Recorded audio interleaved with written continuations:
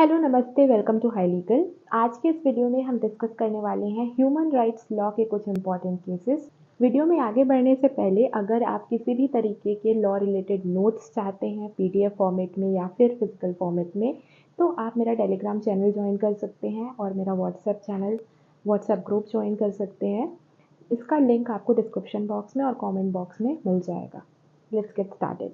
तो आज का हमारा केस है NALSA versus union of India 2014 का। ये केस डील करता है ट्रांसजेंडर जो कि हमारे अब की डेट में थर्ड जेंडर है, उसका रिकॉग्निशन उन्हें इसी केस से मिला था। तो आइए देखते हैं डिटेल में इस केस के फैक्ट्स और इसमें क्या जजमेंट हुआ था। इस केस के फैक्ट्स क्या हैं। नालसा यानी कि national legal aid service authority, ठीक है, जैसे अपन सीआरपीसी में बीएनएसएस में पढ़ते हैं ना, डालसा होता है, सालसा होता है, तो सेंटर लेवल पे क्या होता है, नालसा होता है। तो नालसा ने ये पिटिशन फाइल की on behalf of transgenders for seeking recognition and protection of their rights, ठीक है। तो नालसा ने ये पिटिशन फाइल की थी थर्ड जेंडर के बिहाफ पे कि जो थर्ड जेंडर है एलजीबीटीक्यू, जो पूरी एक कम्युनिटी होती है, उनके लिए भी एक जेंडर का अलग से रिकॉग्निशन होना चाहिए। उसके लिए इन्होंने पिटिशन कहाँ फाइल की, सुप्रीम कोर्ट में। इश्यूज क्या थे इसमें देखते हैं। Whether transgender should be recognised as third gender, क्या जो ट्रांसजेंडर्स हैं क्या उनको रिकॉग्निशन मिलना चाहिए as per Indian constitution third gender के रूप में, क्योंकि अभी तक क्या है, सिर्फ दो ही जेंडर हुआ करते थे, male and female, there was no such third gender. दूसरा इसमें क्या इशू था, whether discrimination faced by transgender is violation of their fundamental right.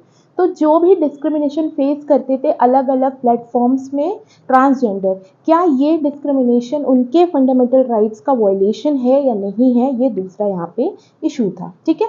अब देखते हैं इसमें पेटिशनर्स आर्ग्यूमेंट क्या था।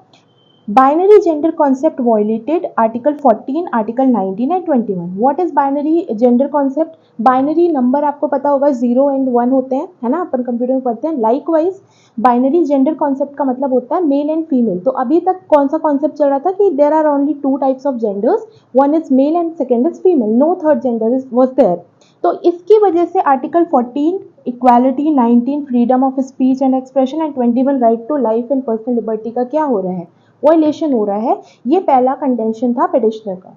दूसरा कंटेंशन क्या था, victimisation and alienated that do not identify either gender, ठीक है। तो ऐसे लोगों को विक्टिमाइज किया जा रहा था, उनके साथ उनको एलिनेट किया जा रहा था, अलग थलग कर दिया जा रहा था, क्योंकि वो किसी भी जेंडर कैटेगरी में फिट नहीं बैठ रहे थे। तो दूसरा ये पॉइंट था। Non identification of third gender strikes human dignity. Non identification of third gender की वजह से जो ह्यूमन डिग्निटी है उस पर प्रहार हो रहा था, उस पर स्ट्राइक हो रहा था, और इस वजह से ट्रांसजेंडर को बहुत ही बुरी परिस्थितियों का सामना करना पड़ रहा था। These were the contentions made by the petitioner. अब देखते हैं रिस्पोंडेंट के कंटेंशंस क्या थे। चलिए अब देखते हैं कि रिस्पोंडेंट के आर्ग्यूमेंट्स क्या थे। तो स्टेट ने यहाँ पे आर्ग्यूमेंट दिया that state had set up expert committee on issues relating to transgenders. तो भाई उन्होंने ये ओपिनियन दिया कि हमने ऑलरेडी एक क्या बनाई है, एक्सपर्ट कमिटी बनाई है, जिसका काम ही यही है कि वो ट्रांसजेंडर से रिलेटेड जो भी इश्यूज हैं उनको एड्रेस करेंगे, प्लस वो ओपिनियंस देंगे जो कि ट्रांसजेंडर को हेल्प करेंगे to live a dignified life, यानी गरिमामय जीवन जीने के लिए वो ऐसे अपने ओपिनियंस देंगे, अपने सुझाव देंगे। उसके लिए उन्होंने एक एक्सपर्ट कमेटी ऑलरेडी बना के रखी है। इसके अलावा सेवरल स्टेट एंड यूटीज ने भी ये बोला कि उन्होंने बहुत सारे स्टेप्स लिए हैं for the betterment of transgenders, यानी उनके लिए उन्होंने उनकी स्थिति में बहुत सुधार हो, इसके लिए उन्होंने काफ़ी सारे स्टेप्स ऑलरेडी लिए हुए हैं। तो ये जो था, ये क्या था, रिस्पोंडेंट का आर्ग्यूमेंट था। अब यहाँ पे जजमेंट क्या आता है, तो सुप्रीम कोर्ट के पास में यहाँ पे इससे रिलेटेड कोई जजमेंट इंडियन नहीं थे, तो उन्होंने रिलाई किया बहुत सारे फॉरेन जजमेंट्स में। For example New Zealand, Australia, Malaysia, Pakistan and England, यहाँ के कुछ फॉरेन जजमेंट्स थे, उन पे रिलाई किया।